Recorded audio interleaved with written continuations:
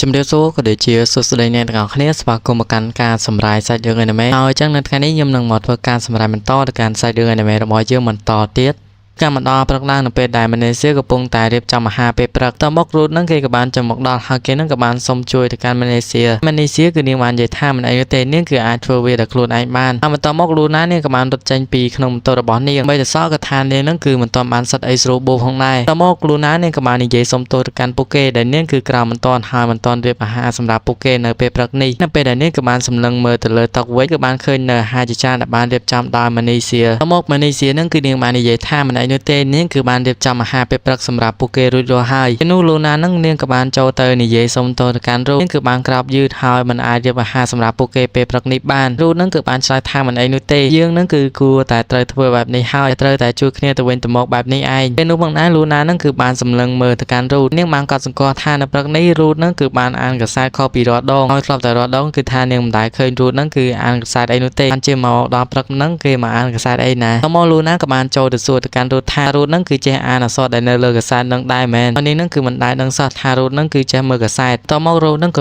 ៏គេចាប់ដើមនិយាយប្រាប់ទៅកាន់លូណាវិញថាគឺធ្លាប់ប្រាប់នាងកាលពីមុនមកហើយខ្ញុំគឺធ្លាប់ជាក្មេងដែលរស់នៅក្នុងតំបន់អនាធិបតេយ្យនៅក្នុងសម័យនោះអ្នកដែលមានឋានៈខ្ពស់ហ្នឹងគេក៏ចង់បណ្ដុះបណ្ដាលក្មេងៗកំព្រាជាមួយនឹងក្មេងៗដែលរស់នៅក្នុងតំបន់អនាធិបតេយ្យហ្នឹងឲ្យពួកគេហ្នឹងគឺបានរៀនសូត្រផងដែរតពីរូតគឺបាននិយាយប្រាប់ទៅកាន់លូណាហើយហ្នឹងតាមតែម៉ានីសៀហ្នឹងគឺនាងបានគិតទៅដល់រឿងអតីតកាលក្នុងពេលដែលនាងហ្នឹងគឺបានរៀននៅក្នុងសាលារៀនពេលមួយគណៈពេលដែលនាងកំពុងតែដើរសុកហ្នឹងក៏បានលើក្មេងស្រីៗ3នាក់ដែលបាននិយាយអំពីរឿងរបស់រូតពួកសិស្សស្រីទាំងអស់នោះពួកគេហ្នឹងគឺបាននិយាយអំពីរូតថាគឺជាសិស្សបកាយម្នាក់តែគេហ្នឹងគឺពិតជាគួរឲ្យអាណិតខ្លាំងណាស់គេហ្នឹងគឺមិនអាចបំពេញនៅក្តីសម័យរបស់គេបានព្រោះដោយសារតែគេហ្នឹងគឺត្រូវមើលថែនិងព្យាបាលប្អូនស្រីរបស់គេដែលមានជំងឺធ្ងន់ធ្ងរពេលនោះផងដែររូតហ្នឹងក៏បានហៅឈ្មោះរបស់ម៉ានីសៀហើយរូតហ្នឹងក៏បាននិយាយថាខ្ញុំគឺនឹងចេញទៅខាងក្រៅនាងត្រូវការឲ្យខ្ញុំហ្នឹងគឺទិញអ្វីដែរឬទេម៉ានីសៀហ្នឹងក៏បានឆ្លើយថានាងហ្នឹងគឺគ្មានអ្វីនោះទេតមករ៉ូតក៏បានចាក់ចេញទៅខាងក្រៅទៅក្រោយមកយើងក៏មកដល់ម៉ានីសៀដែលនាងហ្នឹងកំពុងតែអង្គុយគិតនៅក្នុងម៉ូតូរបស់នាងតែម្នាក់ឯងនាងកំពុងតែគិតទៅដល់រឿងអតីតកាលក្នុងអំឡុងដែលពួកគេហ្នឹងគឺបានចូលរៀនពេលនោះរូតហ្នឹងគេគឺជាសិស្សបកាយម្នាក់សិស្សគ្រប់គ្នាគឺតែងតែអបអរនឹងការជោគជ័យរបស់គេហើយមនុស្សគ្រប់គ្នាក៏បានគិតថារូតគឺនឹងមានអនាគតល្អពេលដែលម៉ាណេសៀកំពុងតែដើរនៅក្នុងសាលារៀនសុកហ្នឹងនោះនាងក៏បានឮសំឡេងរបស់ក្មេងស្រីដែលបាននិយាយអំពីរឿងរបស់រូតហើយពួកគេហ្នឹងគឺបាននិយាយអំពីរឿងរបស់រូតថាយើងគឺគិតថារូតគឺនឹងមានអនាគតល្អរូតហ្នឹងគឺនឹងអាចបំពេញនៅក្តីសម័យរបស់គេនៅពេលខាងមុខបានតែវាគឺត្រូវបានរលាយទៅវិញព្រោះដោយសារតែរូតហ្នឹងគឺត្រូវតែមើលថែនិងព្យាបាលប្អូនស្រីរបស់គេដែលមានជំងឺធ្ងន់ធ្ងរហើយពួកគេហ្នឹងក៏បានគិតថាពួកគេគឺពិតជាអាណិតកាន់រូតខ្លាំងមែនទែនរូតហ្នឹងគឺមិនអាចបំពេញនៅក្តីសម័យរបស់គេឲ្យសប្បាយចិត្តបានរូតហ្នឹងគឺថែមទាំងរស់នៅក្នុងជីវិតដែលអាក្រក់ថែមទៀតពេលដែលម៉ានីសៀគឺបានគិតទៅដល់រឿងទាំងអស់នេះក៏បានធ្វើឲ្យនាងហ្នឹងគឺមានការពិបាកចិត្តជាខ្លាំងពេលនោះផងដែរក៏ស្រាប់តែលូណាហ្នឹងគឺបានចូលមកគួរទ្វារម៉ូតូរបស់នាងលូណាបានសួរទៅកាន់ម៉ានីសៀថាតើនាងហ្នឹងគឺអីទេម៉ែម៉ានីសៀគឺនាងបានឆ្លើយថានាងហ្នឹងគឺមិនអីនោះទេពេលនោះលូណាហ្នឹងគឺបានចូលទៅកាន់ដៃរបស់ម៉ានីសៀពេលនោះម៉ានីសៀក៏បានឆ្លើយថាតើមិនបានជាលូណាគឺមកចាប់ដៃរបស់នាងលូណាបានប្រាប់ទៅកាន់នាងវិញថាមូលហេតុដែលគេគឺចាប់ដៃរបស់នាងបែបនេះតែនាងគឺបានកត់សម្គាល់ថាម៉ានីសៀហ្នឹងគឺហាក់ដូចជាក្រៀមក្រំដោយសារតែពីមុនគឺនាងមិនធ្លាប់លើកទឹកចិត្តមនុស្សណាម្នាក់ហ្នឹងបែបនេះហើយបានជានាងហ្នឹងគឺកាន់ដៃរបស់ម៉ានីសៀដើម្បីជាការលើកទឹកចិត្តទៅកាន់នាងហើយភ្លាមៗនោះមិនឯងក៏សាប់តែម៉ានីសៀហ្នឹងគឺបានសួរទៅកាន់លូណាថាលូណានឹងធ្វើបែបណាដែលនរណាម្នាក់គឺព្រមចូលមកក្នុងជីវិតរបស់គេហើយនៅក្នុងជីវិតរបស់គេហ្នឹងគឺពោពេញទៅដោយរឿងអាក្រក់ហើយតើលូណាហ្នឹងគឺគិតយ៉ាងណាពួកមនុស្សដែលចូលមកក្នុងជីវិតដ៏អាក្រក់ពួកក៏គិតថាពួកគេហ្នឹងគឺនឹងមិនរស់នៅក្នុងជីវិតដ៏អាក្រក់តែពួកគេហ្នឹងគឺតាមចាប់នៅក្តីសម័យរបស់ពួកគេនឹងអាចធ្វើឲ្យពួកគេហ្នឹងគឺមានភាពសប្បាយរីករាយជាងនេះតមកលូណាក៏បាននិយាយប្រាប់ទៅកាន់ម៉ានីសៀថាគឺគិតថាមនុស្សម្នាក់នោះគេហ្នឹងគឺនឹងមិនចូលមកក្នុងជីវិតដ៏អាក្រក់នោះទេគឺគិតថាគេហ្នឹងគឺនឹងតាមចាប់ក្តីសម័យរបស់គេព្រោះដោយសារតែគេហ្នឹងគឺនឹងមានភាពរីករាយតមកលូណាក៏បានសួរទៅកាន់ម៉ានីសៀថានាងនិយាយបែបនេះគឺចង់សម្ដៅទៅលើរូតមែនទេឬចឹងម៉ានីសៀគឺនាងបានឆ្លើយប្រកែកយ៉ាងលឿនតែម្ដងតមកលូណាក៏បាននិយាយថាទោះបីជាម៉ានីសៀមិនប្រាប់នាង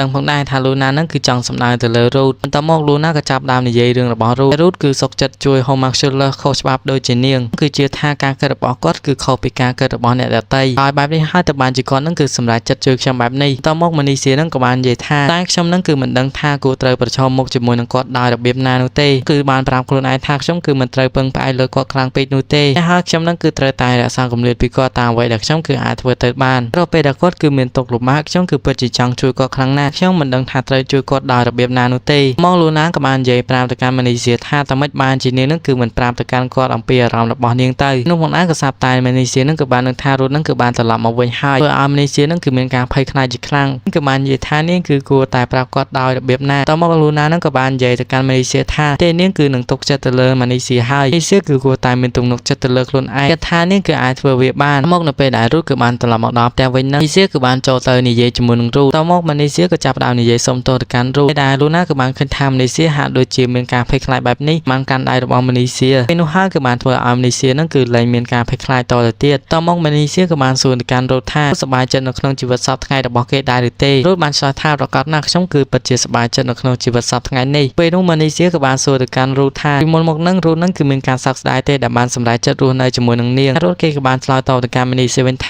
ាគេនឹងគឺមិនសោកស្ដាយនោះទេគេនឹងគឺពិតជាពេញចិត្តនៅជីវិតសពថ្ងៃនេះខ្លាំងណាស់រូតបាននិយាយបន្តទៀតថាគឺមិនសោកស្ដាយនោះទេដែលបានរស់នៅជាមួយនឹងម៉ានីសៀរូតដែលសារតែម៉ានីសៀនឹងគឺជាអ្នកជួយសង្គ្រោះគេតមករូតក៏ចាប់ផ្ដើមនិយាយអំពីរឿងអតីតកាលពីក្មេងនឹងរូតគឺជាក្មេងប្រុសម្នាក់ដែលមានកម្ពស់ខ្ពស់ជាងគេរូបរាងនិងមុខមាត់របស់រូតនឹងគឺហាក់ដូចជាមើលទៅដូចជាមនុស្សធំអញ្ចឹងបែបនេះហើយទៅបានជាធ្វើឲ្យក្មេងៗគ្រប់គ្នានឹងគឺខ្លាចនឹងរូតពួកគេនឹងក៏ថែមទាំងសើចចំអកទៅកាន់រូបរាងកាយរបស់រូតថែមទៀតតែនៅពេលនោះគឺមានតែម៉ានីសៀតែម្នាក់គត់ដែលបានមកលេងជាមួយនឹងគាត់រាល់ពេលដែលនាងគឺបានមកលេងជាមួយនឹងគេនឹងតែធ្វើឲ្យគេនឹងគឺមានអារម្មណ៍រីករាយខ្លាំងណាស់រាល់ពេលដែលគេគឺនៅជាមួយនឹងនាងពីបានលើរូតនិយាយចឹងក៏បានធ្វើឲ្យម៉ានីសៀនឹងក៏បានចាប់ផ្ដើមស្រក់ទឹកភ្នែកតែម្ដងតមកម៉ានីសៀក៏ចាប់ផ្ដើមនិយាយសុំទោសទៅកាន់រូតម្ដងទៀតសុំទោសផងសម្រាប់ដែលធ្វើឲ្យបងប្រុសនឹងគឺមានបន្ទុកមកលើខ្ញុំខ្លាំងបែបនេះរូតបានប្រាប់ទៅកាន់ម៉ានីសៀវិញថាមិនអីនោះទេដោយសារតែគេមិនដែលគិតថានាងគឺជាបន្ទុករបស់គេនោះទេតមកពួកគេទាំងពីរអ្នកបងប្អូននឹងក៏បានអោបគ្នាដោយមានភាពរីករាយតមកពួកគេក៏បាននិយាយអរគុណទៅកាន់លូណាបានធ្វើឲ្យពួកគេនឹងគឺមានភាពកក់ក្ដៅឡើងមកវិញណានាងគឺបានឆ្លើយថានាងគឺមិនបានធ្វើអ្វីនោះទេនោះម៉ានីសៀនាងក៏បានងាកមកហើយនាងក៏បាននិយាយអរគុណទៅកាន់លូណាសម្រាប់ការលើកទឹកចិត្តរបស់នាងអពីស្ដាប់ពួកគេនិយាយបែបនេះក៏បានធ្វើឲ្យនាងនឹងគឺមានការអេនជាខ្លាំងតមកលូណានឹងក៏បាននិយាយថានាងនឹងគឺមិនទាន់រៀបចំអាហារសម្រាប់ថ្ងៃត្រង់នោះទេហើយនាងគឺគួរតែទៅរៀបចំនៅអាហារសម្រាប់ពួកគេសិនហើយរូតរួមជាមួយនឹងម៉ានីសៀវិញនឹងក៏បានចង់ទៅជួយនៅការរៀបចំអាហារថ្ងៃត្រង់ជាមួយនឹងលូណាផងដែរតែពួកគេគឺរៀបនឹងដើរទៅរៀបចំអាហារថ្ងៃត្រង់ហើយនឹងផងដែរក៏ស្រាប់តែមាននរណាម្នាក់ក៏បានមកគោះទ្វារពេលដែលរូតក៏បានបើកទ្វារមកគឺបានធ្វើឲ្យគេនឹងគឺមានការភ្ញាក់ផ្អើលដែលអ្នកដែលមកនឹងគឺជានីនតមករូតបានសួរទៅកាន់នាងថាតើនាងមកទីនេះគឺមានការអីនាងក៏បានឆ្លើយថានាងមកទីនេះដើម្បីមកលេងទៅកាន់រូតនឹងឯងគឺត្រូវបានគេផ្ដល់នៅការសម្រាប់មកកាន់នាងឆ្នេះហើយទៅបានជានាងនឹងគឺមកលេងទៅកាន់រូតបែបនេះរូតនឹងក៏បាននិយាយថាគឺមិននឹកស្មានថានាងនឹងគឺត្រូវបានខៃក្រាសនឹងគឺអនុញ្ញាតឲ្យសម្រាប់បែបនេះទេបានឆ្លើយតបទៅកាន់គេវិញថាអនុញ្ញាតច្បាប់មួយនេះគឺមិនមែនចេញពីខៃក្រាសនោះទេនាងគឺជាអ្នកដែលចាក់ចេញដោយខ្លួនឯងតមកយកការមកដល់ក្រុមរបស់ពួកគេបន្ទាប់ពីរូតនឹងគឺបានចាក់ចេញហើយពួកគេគឺទៅកំចាត់បិសាចដោយគ្មានអ្នកបើកមុខដូចជារូតបែបនេះនឹងគឺពិតជាផ្ដល់ផលវិបាកសម្រាប់ពួកគេជាខ្លាំងថ្ងៃមួយពួកគេនឹងគឺបានទៅប្រយុទ្ធជាមួយនឹងបិសាចមួយក្បាលពេលនោះក៏បានធ្វើឲ្យពួកគេនឹងគឺមានការអស់កម្លាំងគ្រប់គ្នាតែម្ដងតមកពួកគេក៏បានឃើញនៅផតលមួយហើយផតលមួយនោះវានឹងធ្វើការបញ្ជូនបន្សាចមកបន្តទៀតពេលនោះផងដែរសាប់តែខៃក្រាសនឹងគឺបានប្រើប្រាស់នៅដៃរបស់គេមកគេក៏បានប្រើប្រាស់នៅស្គីមួយដែលវានឹងគឺមានឈ្មោះថា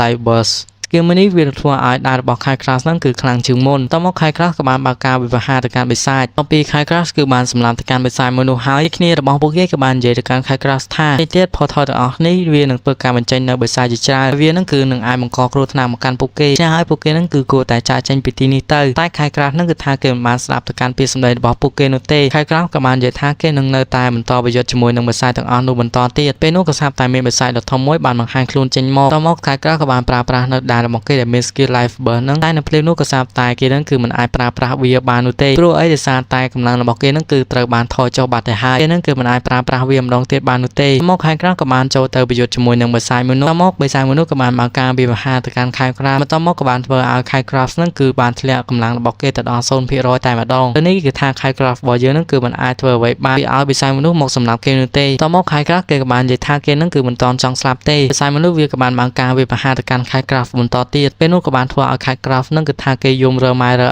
ហើយគេនឹងគឺនៅតែបន្តនិយាយថាគេនឹងគឺមិនតន់ចង់សាប់នោះទេនោះប៉ុន្តែក៏ស្រាប់តែមានសមាជិករបស់គេម្នាក់ដែលមានឈ្មោះថាលីលីនឹងគឺបានចូលមកជួយទៅកាន់ខៃក្រាសតបពីជួយសង្គ្រោះទៅកាន់ខៃក្រាសបានហើយពួកគេនឹងក៏បានប្រើប្រាស់នៅ skill teleport ហើយចាក់ចេញពីទីនេះតាមមកយកកម្មដល់នៅក្នុងមន្ទីរពេទ្យដែលខៃក្រាសនឹងគឺបានមើលទៅកាន់កាសែតដែលចុះផ្សាយគេនឹងគឺបានឃើញថាគឺមានព័ត៌មានដែលចុះផ្សាយអំពីគេថាខៃក្រាសរបស់យើងនឹងគឺពិតជាបាក់មុខខ្លាំងមែនទែនតមកគេក៏បានគប់កាសែតមួយនោះទៅកាន់គ្នារបស់គេហើយ ឲ្យគេនឹងក៏បានស្រែកជេរទៅកាន់ពួកគេតែម្ដងហើយ Craft នឹងក៏បានស្រែកជេរនឹងបន្តទៅកាន់ពួកគេហើយនៅពេលនោះនេះនឹងក៏បានចេញមកនិយាយហើយគេនឹងក៏បាននិយាយទៅកាន់ Craft ថាអស់ដែលបានកាត់ឡើងនឹងគឺមិនមែនជាកំហុសរបស់ពួកគេនោះទេឬទាំងអស់ដែលបានកាត់ឡើងនឹងគឺជាកំហុសរបស់ Craft នេះក៏បាននិយាយថាដោយសារតែ Craft នឹងហើយតែ Craft នឹងហើយគឺជាអ្នកដែលមិនដេញរូតចេញដែលជាតែងបាក់មុខឲ្យពួកគេជាអ្នកដែលការពារដ៏ល្អរបស់ពួកគេថែមទៀតនេះនឹងក៏បាននឹងពីមូលហេតុផងដែរតាំងពីពិតទៅកាលពីប្រហែលថ្ងៃមុននឹងហេតុដែលរូតនឹងគឺបានបាត់បង់នៅកម្លាំងខែការពាររបស់គេនឹងវាមិនមែនជាកំហុសរបស់រូតនោះទេវាគឺជាកំហុសរបស់ Craft ទៅវិញនោះទេពេលនោះ Craft នឹងគឺបានប្រើប្រាស់នៅ skill មួយដែលមានឈ្មោះថា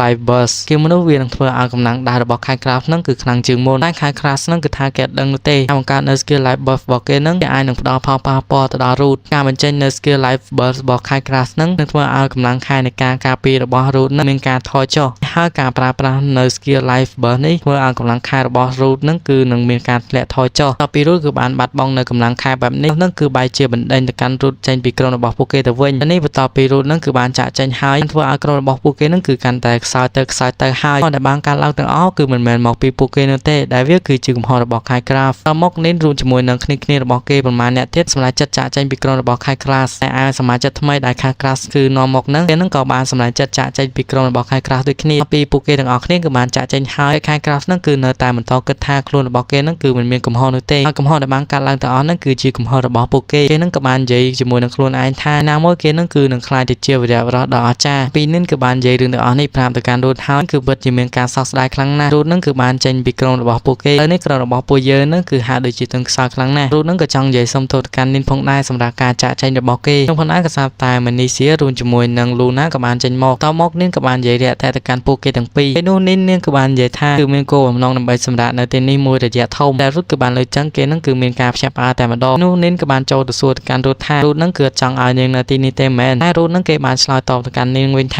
ាគឺមិនមែនចង់មានន័យបែបហ្នឹងនោះទេតែនៅក្នុងទីក្រុងនោះគឺគ្មានផ្ទះសំណាក់ដើម្បីនៅនោះទេពេលនោះក៏ស្រាប់តែ Manisha នឹងក៏បាននិយាយទៅកាន់ពួកគេថាបានជាពួកយើងនឹងគឺមិនណាឲ្យនីននឹងគឺសម្រាប់នៅជាមួយនឹងពួកយើងទៅនោះក៏ស្រាប់តែ Root នឹងក៏បានចូលទៅនិយាយជាមួយនឹង Manisha ថានេះគឺជាកូនអ្នកដែលមានឋានៈខ្ពស់ហើយនីនគឺមិនគួរស័ក្តិសមដែលសម្រាប់ជាមួយនឹងពួកគេនោះទេក៏បានលើ Root នឹងគឺនិយាយប្រាប់ទៅកាន់ Manisha ផងដែរមកនីនក៏បានចូលទៅនិយាយជាមួយនឹង Manisha ថាទេគេនឹងគឺអាចស្នាក់នៅជាមួយនឹងពួកគេបានហើយក្រោយមក Root ក៏បាននាំនីនមកកាន់បន្ទប់របស់គេនឹងក៏បាននិយាយទៅកាន់នីនថាគឺជាបន្ទប់របស់គេនីននឹងគឺអាចសម្រាប់នៅទីនេះបានក្នុងផងដែរក៏ស្រាប់តែនីននឹងក៏បានហក់ឡើងទៅដេកលើពុកនឹងតែម្ដងនីនក៏បាននិយាយថានៅទីនេះគឺពិតជាស្រួលគេងខ្លាំងណាស់ផងដែរក៏ស្រាប់តែមាននរណាម្នាក់គឺបានមកគួតទ្វាររបស់ Root ដែលមកនឹងគឺជា Phil នឹងគឺបាននិយាយទៅកាន់ Root ថាពេលនេះគឺមានរឿងធំហើយដែលមានវិស័យមួយនឹងគឺវាបានមកអុកឡុកនៅក្នុងចំការរបស់ពួកគេពេលដែលពួកគេក៏បានទៅដល់ចំការនឹងក៏បានឃើញថាជ័យទាំងអស់គឺត្រូវបានដួលរលំដោយសារតែការវាយកំទេចរបស់បិសាចនោះពេលនោះផងដែរក៏ស្រាប់តែបិសាចនោះវាក៏បានបង្ហាញខ្លួននៅចំពោះមុខរបស់ពួកគេតែម្ដង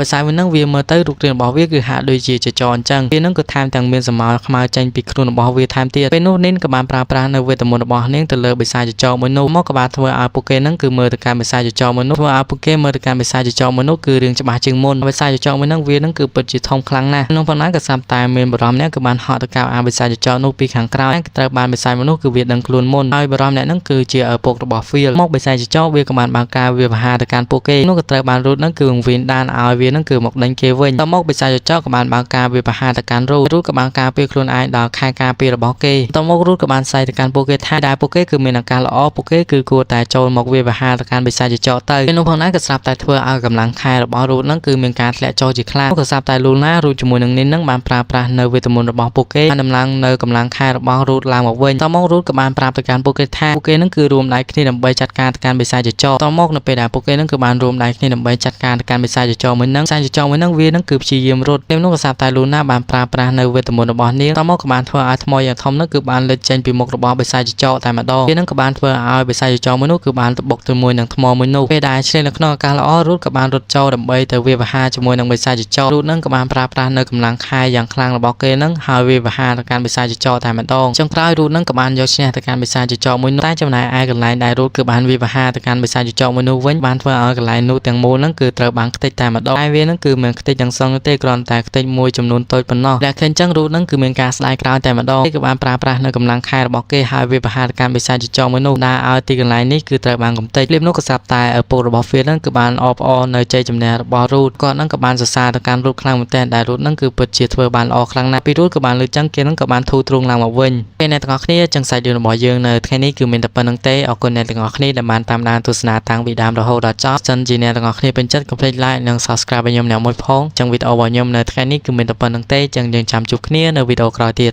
បាយ